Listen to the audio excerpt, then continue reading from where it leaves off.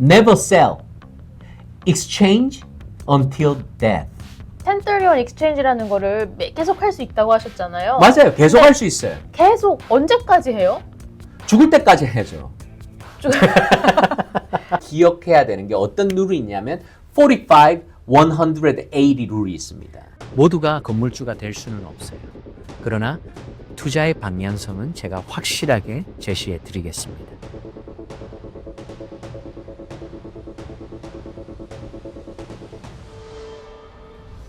안녕하세요. 나도 건물주 시간이 돌아왔습니다. 상업용 부동산 1타 강사 우리 안드라스윤 대표님 모시고 오늘도 재밌는 이야기 나눠보겠습니다. 대표님 안녕하세요. 안녕하세요. 네. 네. 오늘은 중요하지만 조금 어려운 내용을 다룰 거라고 들었습니다. 네네네. 그렇죠. 네. 계속 이제 커머셜 건물에 대해서 사고 파는 것에 대해서 했는데 결국에는 엑시트 플랜이 뭔가 실질적으로 왜 커머셜 건물을 한번 사게 되면 많은 사람들이 계속해서 커머셜 건물만 사는지 맞아요. 그 궁금하지 않았어요? 미국은 그 제도가 좀 잘 되어 있다고 그렇죠, 하더라고요. 그렇죠. 제도의 영향이 매우 크죠.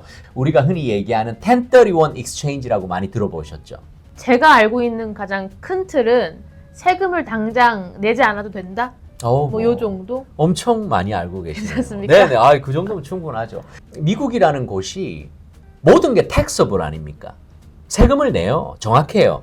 팔 때에 주로 가장 이상적인 모델은 차익을 남기는 거 아닙니까? 그래서 우리가 소위 얘기하는 이것을 전문적인 컨셉으로 캐피탈 게인이라고 합니다. 내가 purchase한 가격이 있잖아요. 그리고 내가 selling하는 가격이 있지 않습니까? 그럼 거기에 대해서 차익이 발생하는 걸 우리는 캐피탈 게인이라고. 캐피탈 게인에 대한 세금이 한 얼마 정도 붙느냐. 물론 뭐 미니멈 어마운트가 있는데 그 이상을 넘어가면 거의 한 20%라고 보면 돼요. 뭐 예를 들어서 뭐 50만 불에 샀는데 오케이. 네. 이거를 뭐 얼마에 팔았을까요? 뭐 100 1.5를 팔았다. 많이 올렸네요. 예, 그래도 그러면은 100만 불 맞아요. 차익이 남는 거잖아요. 네. 그러니까 100만 불에 세금을 내야 되는데 그걸 한 20%는 세금으로 나간다. 그렇죠. 그렇게 일반적으로 보시면 되죠. 이렇게 말씀하시는 거예요. 이것을 연기를 할 수 있는 시스템인 거죠. 그러니까 아예 내지 말아라 이건 아니고 아닙니다. 나중에 내라. 계속해서 미뤄서 캐피탈 게인을 계속해서 1031을 통해서 미룰 수가 있는 거죠. 그러니까 계속해서 더 비싼 물건을 산다는 그렇죠. 말씀이시죠? 점프를 할 때마다 캐피탈 게인은 계속해서 발생이 되잖아요. 그래서 이 미국이라는 제도 하에 이 커머셜 마켓이 상당히 큰 거죠. 왜냐하면 1031의 룰 중 하나가 equal or greater라는 value가 있습니다. 내가 sold한 property 보다는 무조건 같거나 커야 돼요, value가. 좀 작은 물건으로 좀 바꾸고 싶다. 그렇지. 매우, 예. 이랬을 때는 1031 익스체인지를 못 하는 건가요? 못하는 건 아닙니다. 아. 할 수 있어요. 그래서 만일에 거기에서 어느 정도의 차익이 발생했다. 캐시로 한 뭐 30만 불 정도를 그냥 넣었어요. 그러니까 100만 불 예를 차익이 생겼다고 맞아요. 했을 때 30만 불은 내가 좀 갖고 있을래. 그렇죠. 그 30만 불에 대한 캐피탈 게인이 또 붙습니다. 그거에 대한 세금만 내면 된다. 그렇죠. 그런데 이제 많은 분들이 세금에 대해서 매우 민감하게 반응을 하시기 때문에 그리고 그 세금에 대한 거를 굳이 세금을 내지 않고 얼마든지 연기를 해서 이득을 볼 수 있는 시스템. 아까 말씀하신 그런 차익 이런 부분을 우리는 전문적인 용어로 부트라고 합니다. 정부에서 정한 룰 아니겠습니까? 그러니까 룰에 따라야죠. 제일 첫 번째로 얘기하는 게 equal or greater라고. 그리고 또 한 가지가 뭐냐면 이제 한마디로 similar property라는 얘기를 합니다. 투자용 property 안에서는 다 되는 거라고 보시면 돼요. 비즈니스에서 property로 할 수 있느냐? 안 됩니다. 그러니까 우리가 그 얘기도 했었죠. 캘리포니아에서 집을 샀었는데 이게 primary residence로 살았던 거죠. 밀리언 했었는데 이제 2밀리언이 됐어. 그럼 1밀리언의 캐피탈 게인 텍스가 있잖아요. 그거를 고스란히 텍스를 세이빙하기 위해서 커머셜 프로퍼티에 투자가 가능한가? 요것도 안 됩니다. 목적 자체가 투자의 목적이면 됩니다. 그렇구나. 뭐 또 다른 생각해야 될 거가 있나요? 기억해야 되는 게 어떤 룰이 있냐면 45, 180 룰이 있습니다. 45일 안에 어떤 물건을 내가 1031으로 교체를 할 것인지를 결정을 해야 돼요. 너무 좀 촉박할 것 같아요. 45일이면. 촉박한데 이거를 클로징 하라는 얘기가 아닙니다. identify를 하라는 겁니다. 자, 여기서도 한 3가지 정도를 올릴 수가 있어요. 그래서 아까 제가 얘기한 180 days는 6개월 안에 클로징을 하라는 얘기입니다. 그런데 이거를 6개월 안에만 클로징 된다고 하니까 얼마나 엄청난 시간이 많겠습니까? 그 정도는 좀 넉넉하다. 그렇죠. 이렇게 그래서 보시는구나. 우리가 180 days에 대해서는 스트레스를 받을 필요는 없어요. 그러나 45 days에 대해서는 일을 잘해야죠. 타주에 계신 분들이 연락이 많이 오죠. 저 같은 경우에는 내 물건이 이제 언더 컨트랙 들어갑니다. 나 1031으로 물건을 사고 싶어요. 저한테 연락이 오죠. 제가 그것을 가지고 오케이 그럼 언더 컨트랙 된 거 보내주세요. 왜냐면 그래야지 제가 어느 정도 분석을 해서 금액을 알고 이렇게 전략이 나올 거 아닙니까? 그래서 이것을 우리가 새로 찾고 저는 계약까지도 진행을 합니다. 그래서 듀딜리전스까지도 들어갑니다. 이제 거의 클로징 할 시점 되면 한 달 안에 거의 클로징 우리 것도 해요. 그러니까 이런 룰들이 한마디로 지켜야 되는데 이것을 막연히 지킨다는 개념을 하면 무조건 실패를 해요. 왜냐하면 어떤 일이 일어날지도 모르잖아요.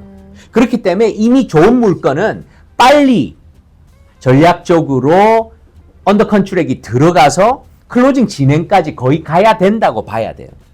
이 시간을 너무 뭐 생각하지 말고 일단 그럼요. 미리미리 다 그냥 해놓는 게 동시에 진행이 들어가야 능력 돼요. 있는 에이전트들은 그럼요. 그렇게 근데 한다. 그런 게 경험이 없다 이러면 이건 뭐야? 갑자기 듀딜리전스 기간이 뭐 거의 30day, 45 days잖아요. 그러면 듀딜리전스에서 이 물건이 나는 좋다고 생각했는데 알아보다 보니까 인스펙션을 해보다 보니까 파이낸셜을 분석해 보다 보니까 이건 아니야.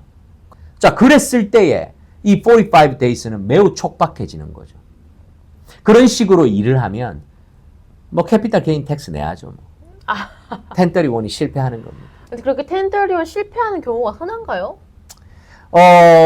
일처리 똑바로 못하면 실패할 수밖에 없죠. 제가 본 바로는 이거를 실패하면 캐피탈 게인 텍스 거의 20%를 그냥 텍스로 내죠. 네. 텍스로 내고 나서 이 80%의 돈이 남잖아요. 근데 이분들 또 뭐 하느냐? 그 돈으로 또 프로퍼티를 또 사요. 왜냐면 항상 커머셜 프로퍼티를 사는 분들이니까. 그러면 what's the point? 억울하게 20% 텍스를 낸 거예요. 일처리 잘못해서. 이런 일들이 벌어진다. 만약에 그렇게 20%를 냈어요. 네. 다음에 그러면 어떻게 해야 하나요? 근데 이제 20%의 레버리지를 잃어버린 거죠. 억울하게. 너무 아깝네요. 왜냐면 어차피 많은 분들이 제게 그런 연락을 해요. 나 1031 하고 싶은데 해본 적이 없어요. 그죠? 그러면 이거를 누구에게 연락을 해야 돼요? 변호사에게 연락을 해야 돼요. 아니면 선생님이 직접 합니까? 뭐 어토니라든지 CPA 같이 QI라고 불러요. 그러니까 이것만 전문적으로 아는 사람이 있어요. 프로퍼티를 클로징을 했어요. 와이어로 써주잖아요. 네. 그 돈이 받을 거잖아요. 그거를 우리가 sellers proceeds라고 해죠. 그러면 거기 세금 빼고 가잖아요. 그런데 그 돈을 내 호주머니에 들어오는 게 아니고 그 와이어를 QI에게 쏘아줍니다. 그러니까 QI가 그 돈을 홀딩을 하고 있는 거지. 그렇게 해서 다음 프로퍼티 클로징 할 때 QI가 쏘아주는 역할을 해요. 그러니까 이 모든 프로세스를 QI를 통해서 1031 프로세스가 진행이 되게끔 그렇게 법적으로 되어 있죠. 이 재밌는 게 QI가 돈을 얼마나 차지하는지 아세요? 한번 얼마 정도 차지할 것 같아요? 한 1,000불, 2,000불은 최소. 대단한데 1,000불에서 한 2,500불 정도? 좀 싸게 차지하는 분들은 한 1,000불에서 1,500 사이? 일하는 거 똑같거든요. 근데 지금 QI가 없으면은 이거 1031을 못 하는 건가요? 그렇죠. QI를 통해서 그런 돈이 홀드되고 1031 자체가 진행되게. 그래서 이런 모든 측면을 알고 있으면 그만큼 그런 부분에 있어서 세이빙이 되겠죠. 내가 모르면 당연히 변호사가 일을 더 많이 해야겠죠. 그럼 그만큼 차지를 더 하겠죠. 그리고 건물이 비쌌다. 내가 20 million 클로징 하는 거랑 뭐 1 million짜리 클로징 하는 거랑 뭐 세금이나 아니면 뭐 다른 그 프로포션에 따라서 나가는 거 빼고 서비스 피가 그렇게 큰 차이가 있을 이유가 없거든요. 그러면 이 1031 익스체인지라는 거를 계속 할 수 있다고 하셨잖아요. 맞아요. 계속 할 수 있어요. 계속 언제까지 해요? 죽을 때까지 해죠. 결국에는 파는 시점이 있을 거나 팔면 지금까지 연기했던 거 다 내야 돼. 프로퍼티를 갖고 있다가 죽게 되면 어떻게 하던가요, 주로?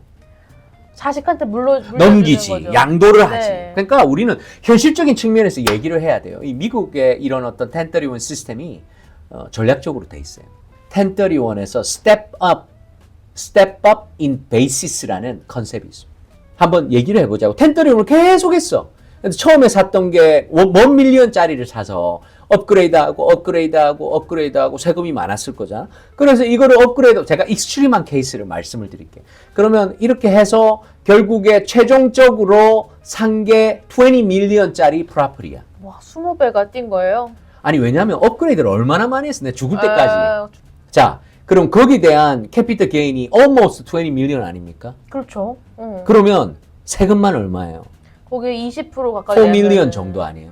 여기서 step up in basis는 뭐냐면 자식에게 일단 물려줬어. 그럼 이 자식이 그 당시에 물려받았을 때 그 캐리온이 되는 게 아니에요. 캐피털 게인 지금까지 쌓았던 게 내가 죽음으로써 나에게 다음 세대로 넘어갈 때 캐리온 되는 게 아니에요. 이 사람이 양도할 때에 얼마짜리를 양도받았는지에 리셋이 된다고 보시면 됩니다. 자, 그러면 우리 기자님께서 그 부모님에게 상속받은 20밀리언짜리를 나 이제 프로퍼티 나는 이거 원치 않아. 난 딴 거 할래.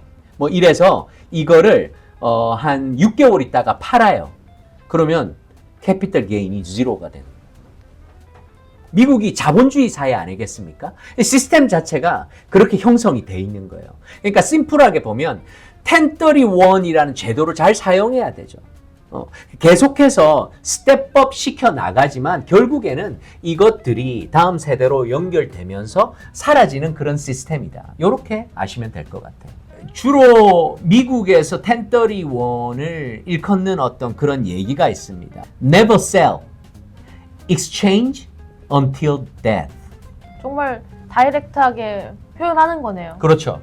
한번 이 커머셜 매물에 대한 투자로 접어들면 결국에는 답은 real estate이다. 근데 또 끝내야 되는데 네, 그래도 더, 보너스 네. 아까 말씀하시니까 reverse 1031이라는 것도 있습니다. 반대. 1031은 내 거를 팔고 캐피털 게인을 통해서 산다. 리버스는 먼저 사고 내 거를 판다. 네. 요 개념이라고 보시면 됩니다. 이게 더 힘든가요? 훨씬 힘들죠. uncertainty.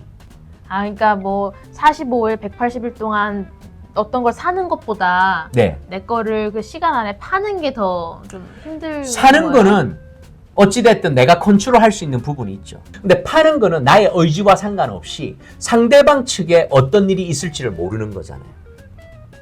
그러니까 저는 늘 이런 커머셜 프로퍼티에 대해서 얘기를 할 때 controllable or controllable 이거를 보고 저는 리스크를 판단해요.